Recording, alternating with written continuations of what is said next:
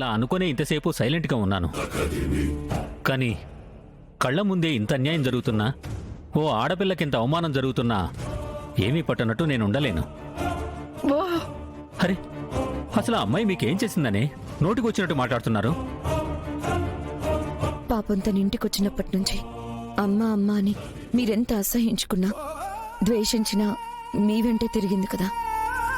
నువ్వే తనని అనాథ శరణాలయంలో వదిలేశావని తెలిసినా, తను అనాథగా బతకడానికి కారణం నువ్వేనని తెలిసినా నిన్ను ప్రేమించింది తప్ప ఆ అమ్మాయి ఇంకేం చేసిందే? ఏంది బా ఇప్పుడు తప్పంతా నాదే అంటా ఉండవా? ఆ అమ్మిని ఇంట్లో నుంచి పంపించవా? పంపించను పంపించను పంపించను పంపించను. మావయ్య, అత్తయ్యకి మాటిచ్చారు, మర్చిపోయారా? నేను మాటిచ్చింది దత్తత తీసుకోనమ్మా, శ్రీవల్లిని ఇంట్లో నుంచి పంపించేస్తానని కాదు. అత్తయ్య, శ్రీవల్లి వల్ల మన ఫ్యామిలీకి మంచి జరుగుతుంది తప్ప చెడు ఎప్పటికీ జరగదు. ఆడపిల్ల మనం కాదంటే ఎక్కడికి వెళ్తుంది పిన్ని? వాళ్ళని అంతగా బతిమాలాల్సిన అవసరం లేదు కేదార్. చూడండి, శ్రీవల్లి మన ఇంట్లోనే ఉంటుంది. ఇది మీరు ఎంత త్వరగా యాక్సెప్ట్ చేస్తే మీరే అంత హ్యాపీగా ఉంటారు. ఏందమ్మీ కౌశికి ఇది? మీ బాబాయ్ ఏందిట్ట మాట్లాడుతా ఉన్నాడు? పిన్ని ఇప్పుడే ప్రమాదం నుంచి బయటపడ్డారు. ఇప్పుడెందుకు ఇవన్నీ మాట్లాడ్డాం? ఇంటికి వెళ్ళాక మాట్లాడుకుందాం. అది కాదు యువరాజ్, డాక్టర్ డిశ్చార్జ్ చేయొచ్చని చెప్పారు కదా, వెళ్ళి అడుగుదాం పదా. ఇంకో 2 hours లో ఇంటికి వెళ్ళొచ్చు. మీరెక్కువేం ఆలోచించకుండా రెస్ట్ తీసుకోండి అత్తయ్య. పదండి.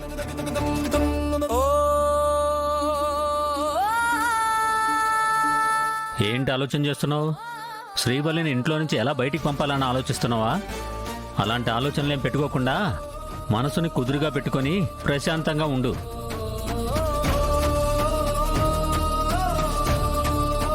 నెత్తి మీద పెద్ద కొండను పెట్టుకుని ఏంది సంతోషంగా ఉండేది? లోపలికి. ఇది ప్రైవేట్ రూమ్ మేడం, పర్మిషన్ ఉంటే గానీ లోపలికి వెళ్ళకూడదు. ఇప్పుడే మాకు తెలిసిన వాళ్ళు లోపలికి వెళ్ళారు, వాళ్ళతో అర్జెంటుగా మేము మాట్లాడాలి. సారీ మేడం, కుదరదు.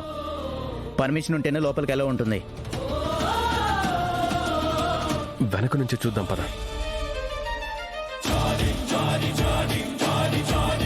ఏదైనా ఇంప్రూవ్మెంట్ ఉందా? ఉంది మేడం. బాడీ ట్రీట్మెంట్ కి రెస్పాండ్ అవుతుంది. బీపీ కంట్రోల్లోకి వచ్చింది. ఇంటర్నల్ బ్లీడింగ్ కూడా ఆగింది.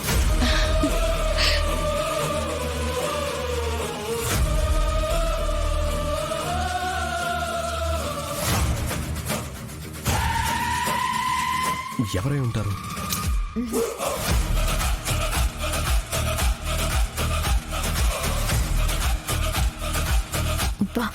ఏం వినిపించడం లేదండి యువరాజ్. వాళ్ళకంత పర్మిషన్ ఉండి అవసరం ఉండే రూమ్ కి వీళ్ళెందుకు వెళ్ళారు? లోపల ఎవరున్నారు?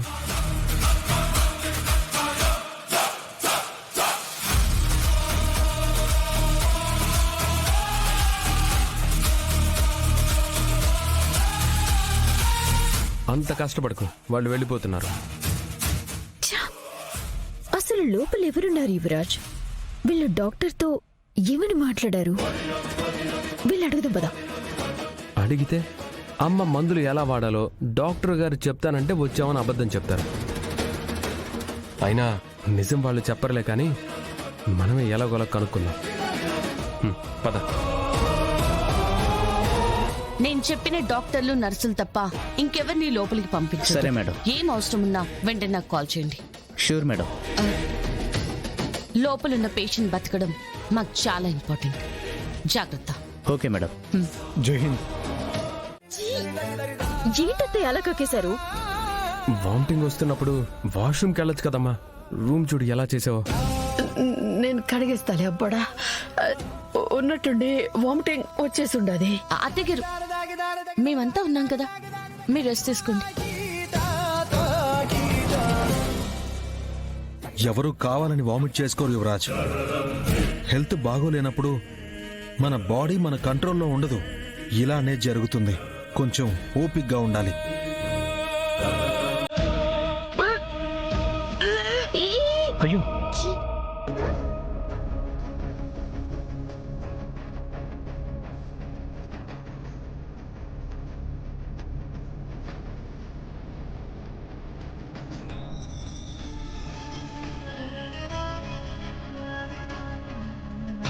ఛీ! అమ్మో నా వల్ల కాదు బాబోయ్. ఛీ! నేను బయటికి వెళ్తున్నాను.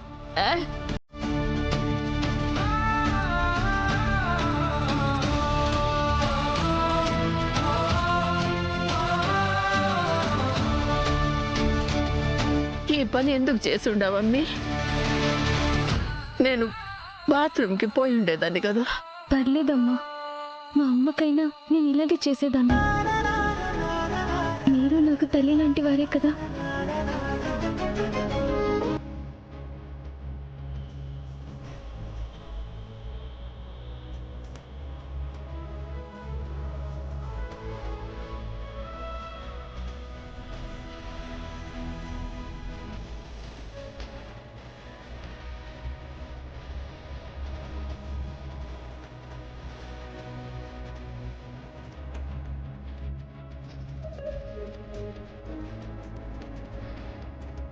నా కొడుకు గోడలే అసహించుకొని దూరంగా పోతే వీళ్ళేమో దగ్గరుండి మరీ సేవలు చేస్తా ఉండారు. ఇంత మంచి బుద్ధి నా బిడ్డలకు వచ్చుంటే ఎంత బాగుండు.